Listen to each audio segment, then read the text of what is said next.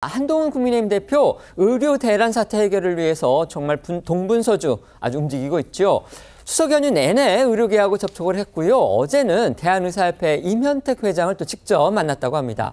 의료사 대란 사태가 벌어진 이후에 두 사람이 만난 거 이번이 처음이기 때문에 뭔가 좀 실마리를 찾을 수 있을까 주목이 됐는데요. 의협은 아직까지는 부정적인 태도를 바꾸지 않은 듯합니다. 네, 한동훈 대표는 어제 오후 국회 본관에서 임혁택 회장 등 이 의협 관계자들을 비공개로 1시간 동안 만났는데 당초 계획됐던 일정이 아니라 임 회장이 다른 일정 때문에 국회를 찾았다가 한 대표 측의 요청에 따라 성사된 것으로 알려졌습니다.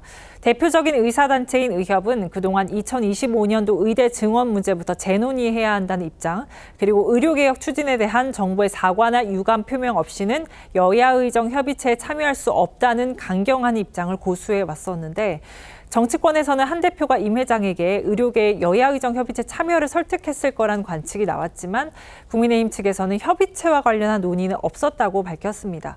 의협은 오늘 협의체 참여 거부 입장엔 변화가 없다고 밝혔고요. 다만 한 대표가 처음으로 신뢰에 기반한 태도 변화를 보여줬다는 긍정적인 평가도 내놨습니다. 취임 2달을 맞이한 한동훈 대표, 오늘 보도된 조선일보의 인터뷰 내용도 또 눈길을 끕니다. 정치인으로서의 포부부터 윤석열 대통령과의 갈등설, 또 김건희 여사 문제 등 아주 민감한 정치 현안에 대해서 그야말로 거침없이 답변을 내놨습니다. 네, 이 조선일보에 따르면 한동훈 대표는요, 이 추석 연휴 전인 지난 10일 서울의 한 카페에서 인터뷰를 가진 데 이어서 추석 연휴 마지막 날 추가로 전화 인터뷰도 진행을 했다고 합니다. 그만큼 많은 이야기를 쏟아냈는데요. 눈에 띄는 대목들을 좀 소개해드리자면요.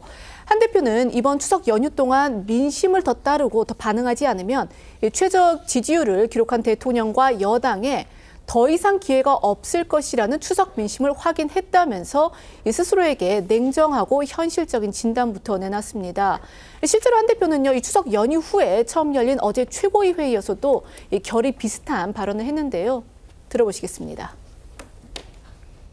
보통 추석 민심이라고들 하잖아요. 추석 민심은 냉담했습니다.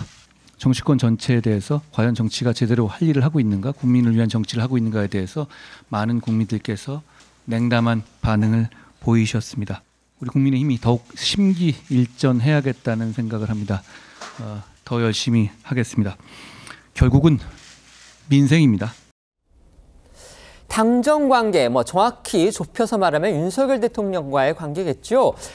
거기에 대한 한 대표의 진위는 과연 또 무엇인지 관심이 쏠렸습니다. 여기에 대해서도 한 대표 아주 솔직하고 가감 없이 답변을 내놨습니다. 네, 한 대표의 답변은 이랬습니다. 이 대통령실 생각이 민심과 동떨어져 있는데 불편해지는 게 싫다고 편을 들 수 없다면서 이 대통령과 불편해지는 걸 두려워하지 않아야 이 당정 관계가 건강해진다라고 말했고요. 또 그동안 이 대통령실과 의견차를 보이며 갈등설을 야기시켰던 주요 현안들이죠. 의료 대란 사태, 김건희 여사 명품 수수 의혹, 해병대원 특검법 이런 것에 대해서도 이 자신의 소신을 굽히지 않았습니다. 네, 한 대표는 검사 시절부터 오랜 인연을 이어온 윤 대통령과의 관계에 대해서도 가감없이 답변했습니다. 검사 시절 이른바 윤석열 라인이 아니었냐는 질문에는 누구의 라인인 적도 없었고 나 역시 라인을 만들지 않았다고 했고요. 정치인이 된 뒤 윤석열 대통령과 건널 수 없는 강을 건넌 사이가 됐다는 평가에 대해서는 건널 수 없는 강은 없다고 일축했습니다.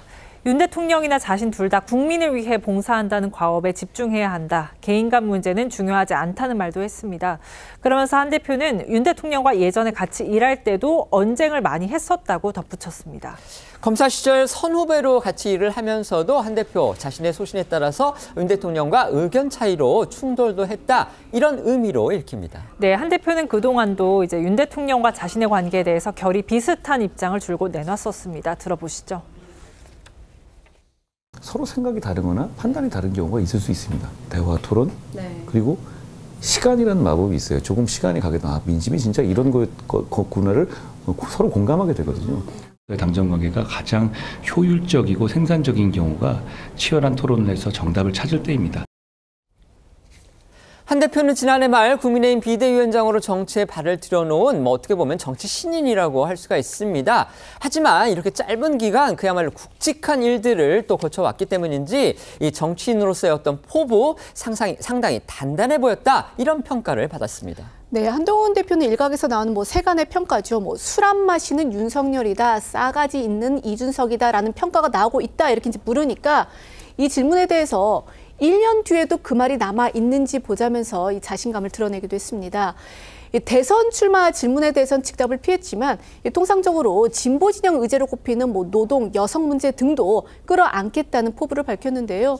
실제로 한 대표는 그동안 격차 해소와 복지 이슈를 강조하면서 이 외연 확장에 나섰다라는 평가를 받기도 했습니다. 한동훈 대표 여당 또 집권당의 대표죠. 하지만 아주 극단적인 여소야대 국면이기 때문에 과연 이 어려운 상황을 어떻게 헤쳐나갈지 여러분들도 궁금하실 겁니다. 자, 그것에 대해서 한 대표 어떤 입장을 밝혔는지 소개해 주시죠. 네, 한 대표는 법무부 장관 시절부터 야당의 공세에 전혀 물러서지 않고 받아치는 모습으로 화제가 됐었죠. 최근 들어선 이런 모습이 사라졌다는 지적에 대해 항상 사이다만 마시고 살 수 있겠냐? 그러면 이재명 민주당 대표처럼 정치를 하게 된다며 공세를 이어가고 있는 민주당을 강하게 꼬집었습니다. 한 대표는 앞서 취임 한 달을 맞은 소회에서도 민생을 위한 생산적 싸움을 하겠다고 밝힌 바 있는데요. 당시 목소리도 들어보시죠. 저는 잘 안 참죠. 그런데 지난 한 달 동안 제가 많이 참았습니다. 그때 어떤 정치 공방의 불씨를 계속 살려가서 그 온도를 높여가는 것보다 민생을 여야 정치의 전장으로 만드는 것이 우리 정치를 위해서 필요하다고 생각했기 때문입니다. 국민을 위해서 필요한 어떤 싸움을 하지 않겠다는 취지는 전혀 아니고요. 그 전장을 금수세 폐지나 이렇게 국민을 위한 실적이 나올 수 있는 분야에서 생산적인 싸움을 하자라는 말씀입니다. 한 대표는 인터뷰의 마지막 역시 자신이 정치인으로서 걸어갈 길에 대한 설명으로 장식했는데요. 뭐가 되겠다, 출세하겠다는 생각은 없지만 자신은 비관적 낙관주의자다. 현실은 희망으로 차 있지 않지만 정치인은 국민이 희망을 느낄 수 있도록 대안을 세워야 한다. 자신이 가는 길을 지켜봐 달라고 했습니다.